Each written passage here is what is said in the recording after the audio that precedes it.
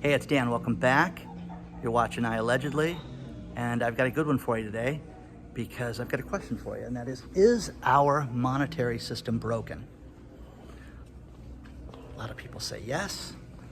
I'm going to agree with them right now. And one thing that's interesting is we're seeing gold drop, silver drop in price, stock market all over the place, and crypto's soaring right now. But answer the question. Do you think it's broken? Because there's a lot of problems internationally that affect every one of us, but cash is abundant right now. There's more cash in circulation than we've ever had in the history of our life. Now, where am I? I'm in Monterey, California, and that's a very beautiful city, first of all. Okay. This place is absolutely stunning. Fishing boats out there, kelp beds, just beautiful. And I mean, check this out, guys. This is so cool walking around out here. But beautiful weather, beautiful place. Anyways, before I get into the rest of the video, please take a second, hit the like button, please hit the subscribe button, share this with all your friends and colleagues, and let's get into it. There are huge problems internationally. The UK has just announced they were going to retrieve and call in $50 Queen notes, okay? And that's the Queen. I mean, these notes are old. The Queen looks like she's like 15 on these notes, but anyways, the notes are going to be left in circulation right now because there is a need for cash right now. Again, very interesting. You can't print more money. You can't bring it in and print more cash. They can't do it. So real problems with this stuff, guys. And, you know, I mean, tell me what you think. Do you think that things are good right now? Because I just don't. And, you know, people say, oh, Dan, the theme of your channel's gotten really dark. Everything's so negative. I want some good news. I'll share some good news with you guys. But again, you've got to be realistic on all this stuff. And when you look at people like Scott Walters, who talks about real estate in Santa Barbara, California, and how everything is skyrocketed, and you know, he's been a realtor, which again, this is the type of realtor I would hire. You want somebody that's been around the block, someone that could negotiate with you, not somebody who became a realtor 4 months ago, okay? Anyways, that being said, Scott is talking about how crazy it is, how things are over the top as far as sales, and he's really telling people to be very wise when they buy properties. You get guys like Jeremiah Babe, who again, Jeremiah Babe changed my life a lot of different ways.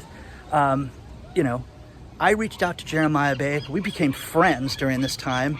This guy taught me security. I mean, I still very early on with learning all this stuff, but I am at a completely different level, monetarily, with my security, with everything, because of guys like this. But share your thoughts, guys. Are you paying attention to everything that's going on right now?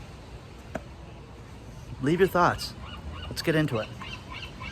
This is absolutely stunning. Just a beautiful coastal town. All these restaurants and hotels right on the bay.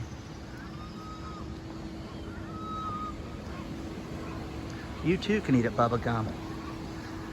Just a beautiful place. Now, first things first, we're seeing so many different things in the job market and working and incentives and things like that. There's a woman named Chanel Sherline who took a job in Arkansas and was given $10,000 to relocate there. Now, you're starting to see small cities do this to get remote workers and to get good qualified people. So, you know, it's not so much the job, it's not so much different normal incentives that they're giving people, but Arkansas, guys, I've been to Arkansas. I've sold to Walmart in my lifetime, Sam's Club, and dealt with that. You fly into Fayetteville, you hop in a car and drive to Bentonville, Arkansas, which I'm telling you guys is in the middle of nowhere, okay? And Arkansas, they're really trying to make a push to get better workers. And this woman took this job and was given $10,000 to relocate there. And the incentives right now are as high as $20,000 to move to these cities. So crazy. I mean, they want a remote workforce that is unlike anything else right now. And, is it going to work? We're going to see. But this woman bought a house there that was $405,000. Top of the market still. She paid $405,000. That house would be $2 million in Los Angeles, where she was from. So probably smarter doing it this way than sticking around in LA. And again, LA job market's very competitive. LA is just competitive, to say the least. But you guys, it's a beautiful city. Also, it's a great story about how Cushman and Wakefield, they just joined up with WeWork, and they're going to take their office space and convert them into better working units. Now, we've heard this before, guys. I hate WeWork. I think it's an absolute joke. I love to work remotely. It's a thing, but I'm incredibly productive at it. I have friends that, hey Dan, they've got great internet here at the Whole Foods. This library is good. This place is great. The view here is good. But I can go there and I can work for 6 and 8 hours and write and get things done and be totally productive. I hate a work environment where people walk up to you and hang out, beanbag chairs and shenanigans like that. It's not productive. It's, if you're 25 and you're looking for a party or you can't meet people, then go to a place like that. But I do not find these places to be productive, to say the least. So do you guys find those work units like that productive? Seriously, because I don't. Had a friend of mine that had her office at Regis. Regis was cool. Very businesslike, had a receptionist, had a common area, you could get coffee and things like that, but it was not social, okay, in the sense that you were there to make money. You were not there to hang out. So share your thoughts, guys. What do you guys think about this? Because I think this is going to be a disaster. And again, WeWork is a joke. Adam Newman, I think, is a complete tool. And you guys, again, hundreds of millions of dollars were paid for this guy, and he called himself a technology company, and he rents office space. So share your thoughts on that, because I think he's an idiot. I think he fleeced the world, and I want your opinion on what you guys think of all this.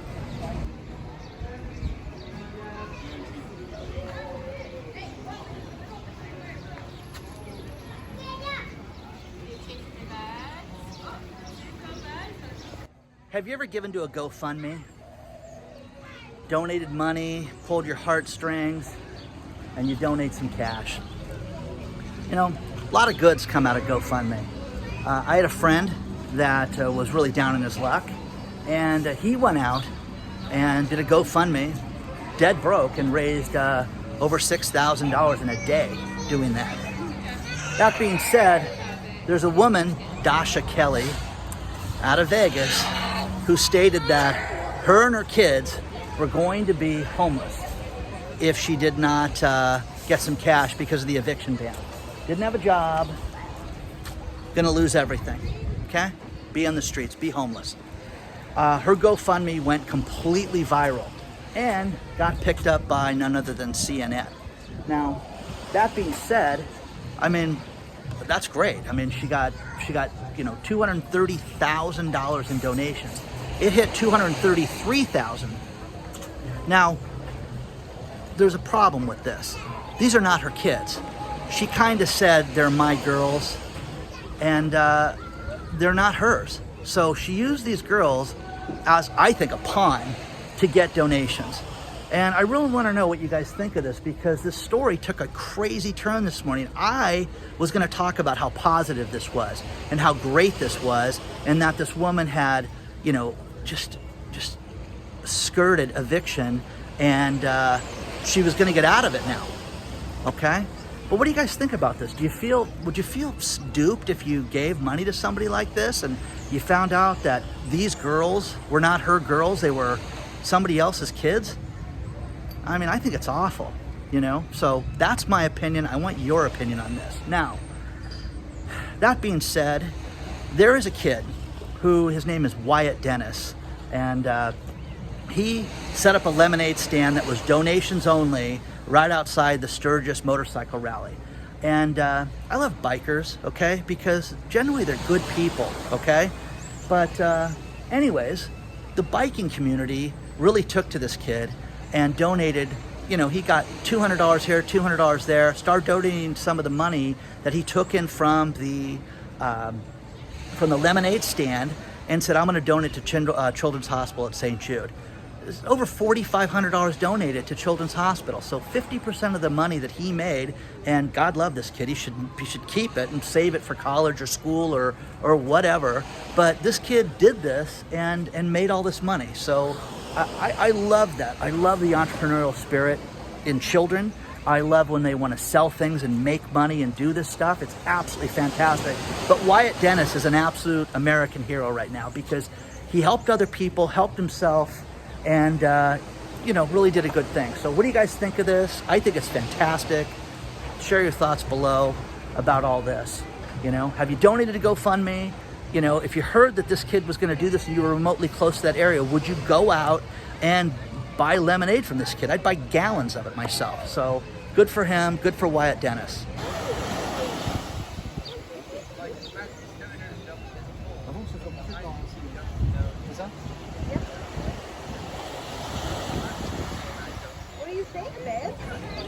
I love my international audience. I really do. I respect you guys.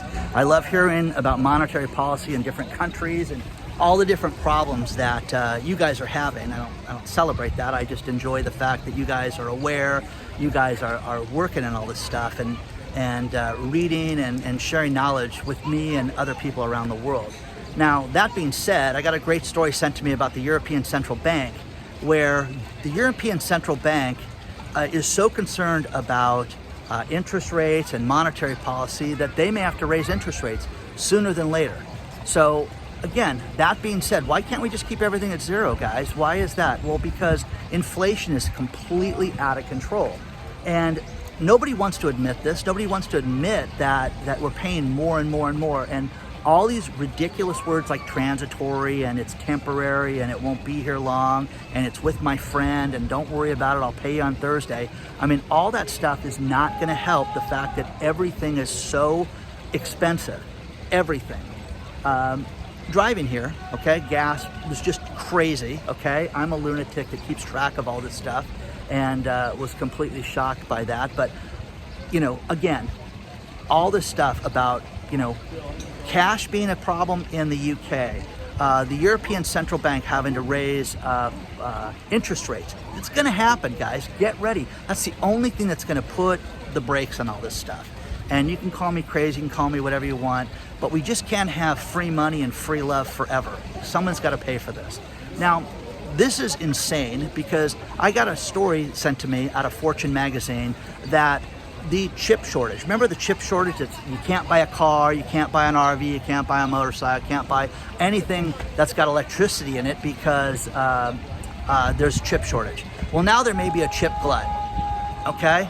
And they're concerned about the chip glut in the US, China, the UK, South Korea, all the modern societies. So you cannot make this stuff up because every country is now producing their own chips and encouraging chip manufacturing within their own country. So that being said, you guys, you can't make this stuff up. So one day it's bad, one day it's short, one day it's here, one day it's not. And it's one thing after another. So please share your thoughts, guys, on this stuff. Do you believe the chip shortage? I don't believe this at all. I don't believe this is an issue. I think that they did this and manufactured this stuff. I believe that these cars are not selling, okay? I believe that they artificially inflated the price of used cars. What people have been given from places like CarMax and trade-ins is absolutely lunacy, okay? And what you're seeing people get for the price of used cars right now is absolutely unbelievable. But there's a chip shortage, guys. Now there's not gonna be a chip shortage. So it's here, it's not here. We've got free pie on Tuesdays. You know, what? Tell me, okay? Because I mean, you can't make this stuff up, guys. It's bad, and then it's not bad.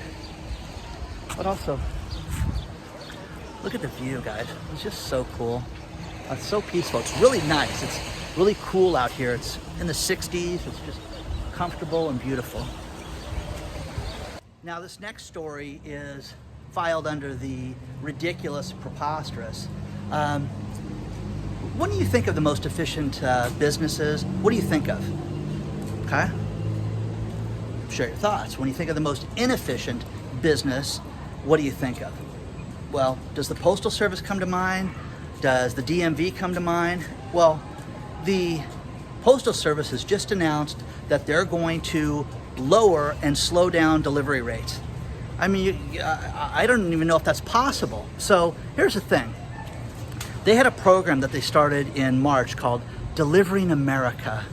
Okay, well, this is ridiculous, okay? They want to take postal delivery rates and lower them and slower them and make first-class mail take up to 5 days longer. 5 days longer, okay?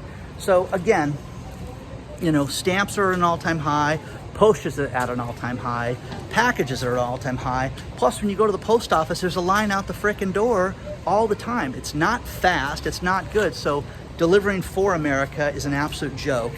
And, you know, share your thoughts, guys. Do you guys think that the Postal Service is efficient? Because I think it's a ridiculous joke. And I think that, again, it's like the DMV. It's as bad as that. But they're talking about how they want to make changes on it right now, which is utterly ridiculous. There is a great article out of CNBC, and it's titled 8 Things to Do to Help You Start a Business. And I really want to recommend anybody who's self-employed to read this article, because the article talks about things that really help people and things that I do. I do each of these things all the time, and that is I keep a journal, I keep notes, I'm resilient. People tell me, oh, this is a terrible idea, it's never going to work, and I flesh things out and I look to see better ways to make it work.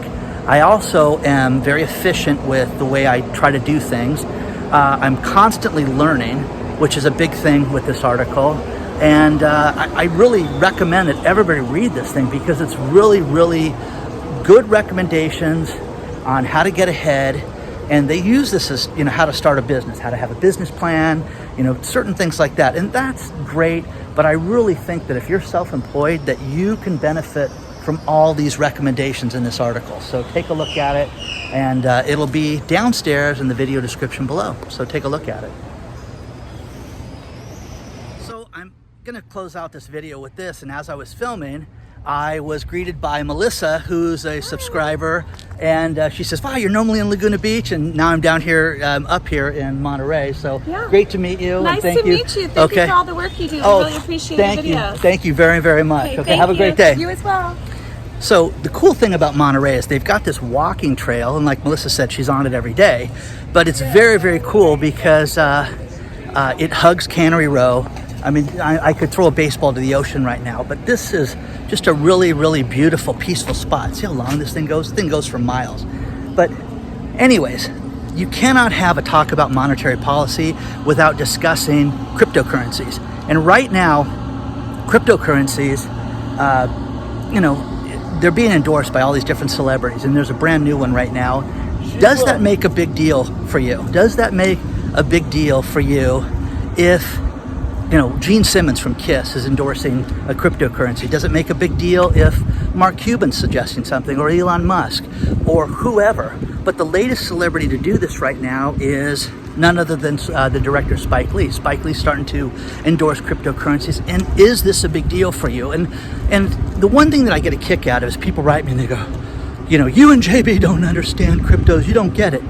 Okay, that being said, I ask the same question to these people all the time. What did you get in for? What did you buy it at? Okay, I had a guy that said he bought Bitcoin at a few $1,000, and now he's ridden it up really high. But what's your exit? What are you guys gonna get in, and what are you gonna get out at? So, you know, that's the question. I think all these ridiculous alternative coins, they're gonna be taxed. They're going to find a way to make sure that you are paying for all of this. So if you think that you're just going to hide money or spend, you know, a couple $100 and make $250,000, you're kidding yourself. So share your thoughts, guys. Please don't forget to like the video. Please hit the subscribe button. Share it with all your friends and colleagues. We've got an email list that you can join. It's in the video description. Also, Webull is doing a very cool stock promotion still, where you can just open up an account. If you don't have a stock trading account, you get a free stock for free for signing up. You can get that downstairs in the video description. And onward and upward, guys. Be kind to one another. And I'm really enjoying Monterey, and I will show you a lot more while I'm up here.